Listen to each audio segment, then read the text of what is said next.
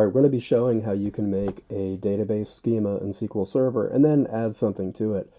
And before we get started, the word schema can mean a couple of different things. Schema can mean the blueprint of something, but it can also be a database object that has other database objects attached to it. Like in this case, dbo. Probably know that you have to use dbo a lot, but what is it? Well, dbo is actually a schema. It stands for database owner. It's the default one that comes at SQL Server. You don't have to add any other schemas, but if you want to, you can. But when you add a schema, then you could take things that are in the DBO schema and move it over. So what I'm going to do is I'm going to say create schema, and I'm just going to call it kitty because it's just for this video. And either you love kitties or you hate them, but it'll help you remember.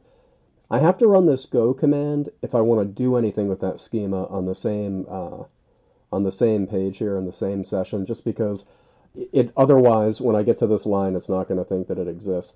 So anyway, I'm going to create the schema, and then I'm going to alter the schema kitty by transferring the emp table, this emp table that's in DBO. I'm going to transfer it over to kitty. And so here's what it looks like. I'm going to run this bad boy.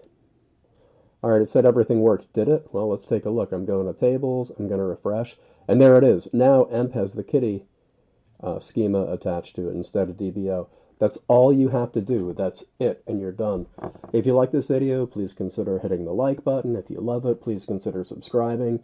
Alright guys, I'll see you in the next video. Thanks. Have a good one.